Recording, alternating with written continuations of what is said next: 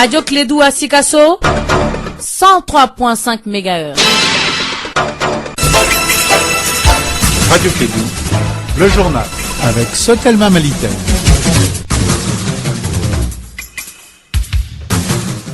13h en universel, bienvenue à tous dans cette deuxième édition des Clédou Info. Le Mali s'apprête à accueillir le Forum international des investissements au Mali. Des détails dans ce journal. Nous allons parler des forces et faiblesses du Mali sur les règlements sanitaires internationaux. Et puis au Burkina Faso, les députés ont adopté un projet de loi sur l'allègement des procédures de contractualisation du programme partenariat public-privé PPP à l'unanimité des 76 votants. On fera les décryptages de l'actualité internationale. Voici pour vous le sommaire. Arunaba est au microphone.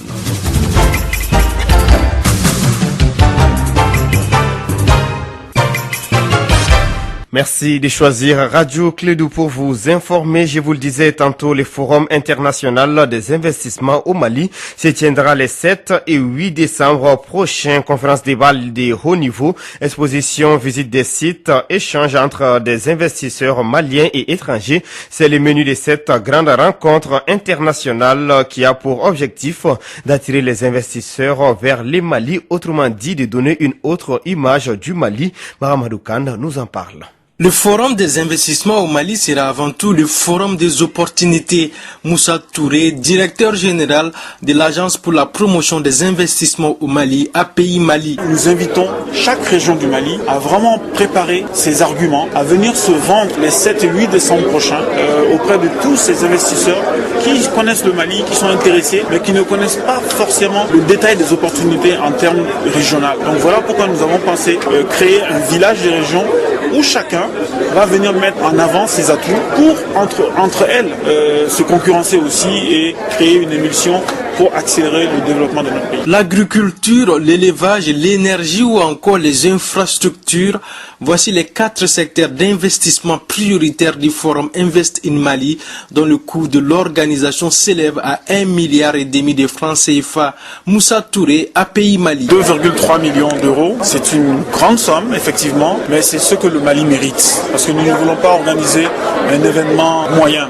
Nous voulons des choses bien pour notre pays et il faut y mettre le prix.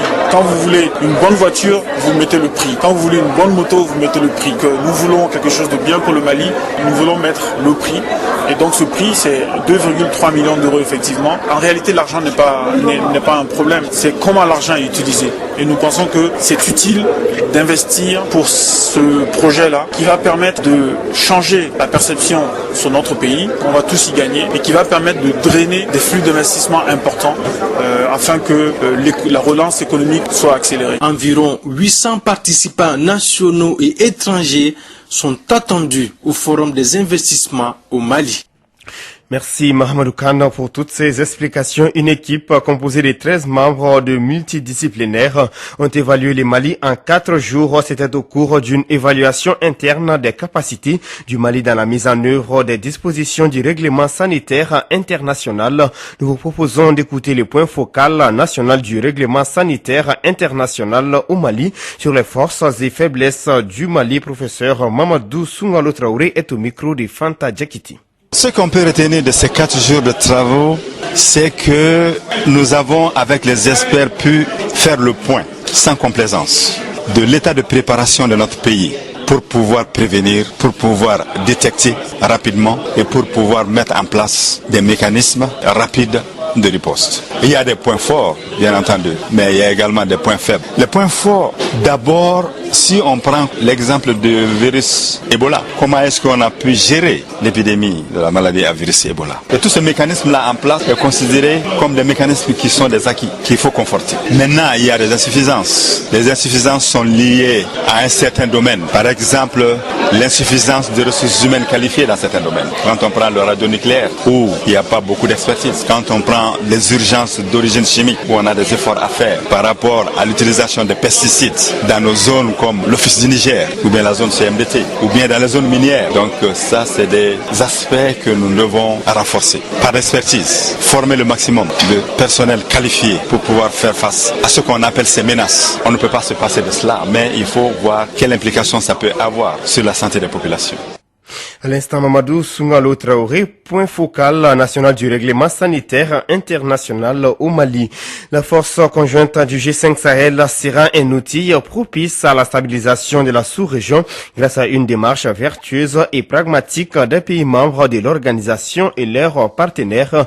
C'est ce que pense Didier Dakou, commandant de la force conjointe du G5 Sahel. Cette force sera opérationnelle en septembre prochain. Plus de détails avec Kassim Traoré. Après le discours des politiques, il faut la mise en place concrète de la force conjointe du G5 Sahel. Général Didier Dakou, commandant de la force conjointe. Les forces travailleront essentiellement sur leur territoire national en conjonction avec les forces voisines. La différence fondamentale que l'on puisse percevoir par rapport à ce qui se passait avant, c'est que le contact et l'interopérabilité entre ces forces sera beaucoup plus accentuée sur la zone frontalière, qui constitue d'ailleurs les zones de prédilection des groupes terroristes et puis de crimes transfrontaliers. Quels seront les nombres de militaires déployés par pays et qu'en est-il de l'opérationnalisation sur le terrain? Le général Dakou donne des éléments de réponse. On sait déjà que le poste de commandement sera basé à Sévaré. On sait qu'il y a aussi des postes de commandement secondaires qui seront basés au Niger, au Tchad et puis en Mauritanie. Elles vont certainement nécessiter un délai, mais c'est pas un délai en termes de recrutement de nouvelles forces. C'est des forces qui existent déjà au niveau de nos différents États et il suffit de les identifier et puis de les passer sous commandement du G5 Sahel. Il sera plutôt question de complémentarité entre les forces existantes, c'est-à-dire Barkhane et la MINUSMA. Et le fait d'avoir de la force conjointe du G5 Sahel sur les zones frontalières peut contribuer à améliorer les prestations de Barkhane également. Donc Barkhane, MINUSMA,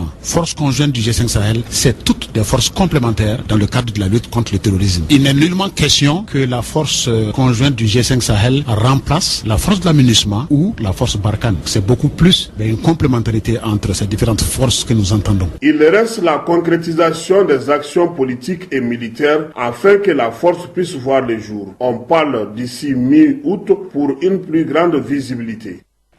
Sur un autre sujet, défis et perspectives de la campagne agricole 2017-2018. Les sujets étaient au centre d'une conférence de presse tenue hier lundi à Bamako. Elle était organisée par le groupement des importateurs et distributeurs agréés des intrants au Mali. Les organisateurs ont profité de cette rencontre avec les hommes des médias pour dénoncer leur exclusion dans les processus de distribution de l'engrais subventionné par l'État. Suivant les détails avec Sidi Diabaté, le secrétaire général du groupement. Cette conférence de presse est pour vous évoquer un certain nombre de frustrations que nous subissons aujourd'hui dans la distribution d'intrants agricoles au Mali. Je ne sais pas si vous avez souvenance lors de la journée paysanne organisée à Ségou.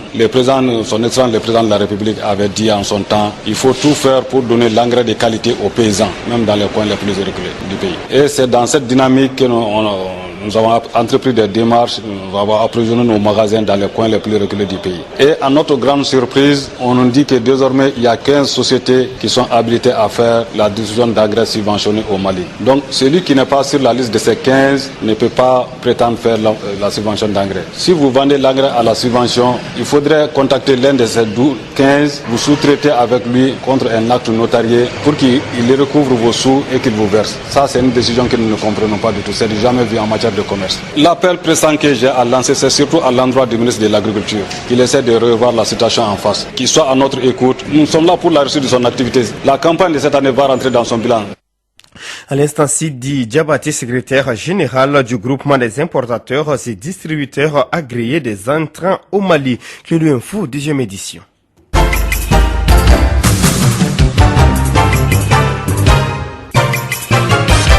Il est 13h passé de 10 minutes. Actualité internationale à présent avec moi dans ce studio. Etienne Niaré, bonjour. Bonjour Aruna. Au Burkina Faso, les Burkina Faso vers la fin des appels d'offres pour les marchés publics.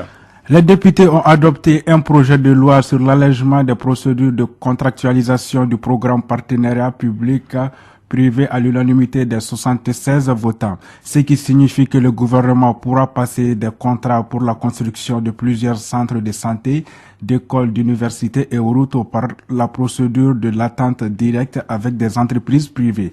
Les députés de l'opposition qui craignent que cette procédure ne soit une voie ouverte à la corruption ont quitté l'hémicycle avant l'examen et l'adoption du projet de loi. Au Burundi, les facilitateurs interpellés par des ONG et félicités par les pouvoirs. Plusieurs ONG interpellent Benjamin Kappa pour lui demander de relancer le dialogue interburundais. L'organisation de lutte contre la corruption et les manifestations économiques et 3 autres ONG burundaises rappellent dans une lettre au facilitateur du dialogue interburundais qu'il s'était engagé l'an dernier à parvenir à la signature d'un accord de sortie de crise au plus tard à la fin du mois de juin 2017. En ce début du mois de juillet, le dialogue est toujours au point mort. Les ONG demandent donc aux facilitateurs de redoubler d'efforts et de tout mettre en œuvre pour empêcher le gouvernement de modifier la Constitution en vue de permettre au président Pierre Nkurunziza de se représenter en 2020. Pour terminer, migrants, Paris, Rome et Berlin s'accordent sur de nouvelles mesures. Comment lutter efficacement contre le flux migratoire qui arrive en Europe par la Méditerranée? Alors que Rome vient d'alerter sur l'énorme pression exercée sur ses côtes, cette question était au centre des discussions durant la rencontre dimanche 2 juillet à Paris entre les ministres de l'Intérieur italiens, français et allemands. Des propositions communes seront examinées à la prochaine réunion informelle du Conseil de l'Union européenne qui se tiendra à Tallinn jeudi 6 juillet 2017. Merci Étienne Niaré pour ces décryptages de l'actualité internationale.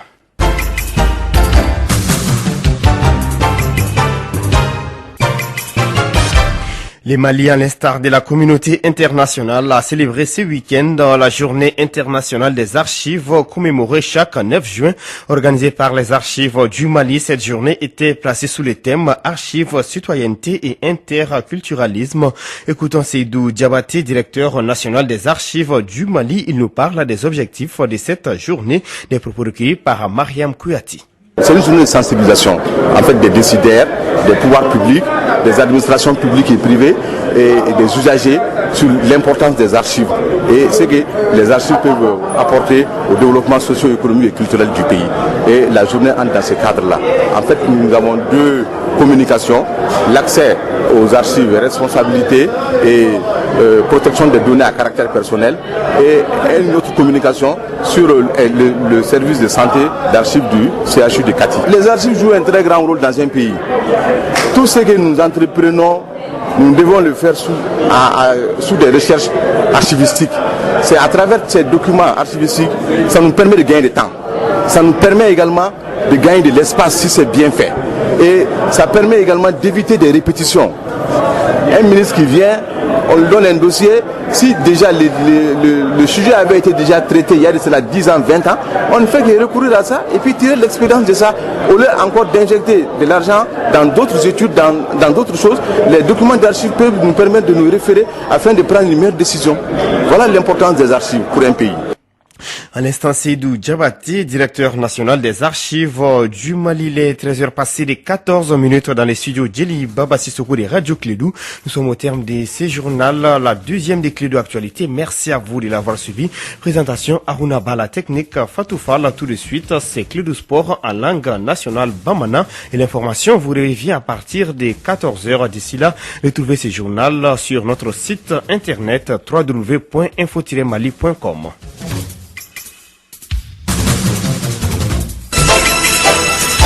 Radio Clédou, le journal avec Sotelma Malitaire.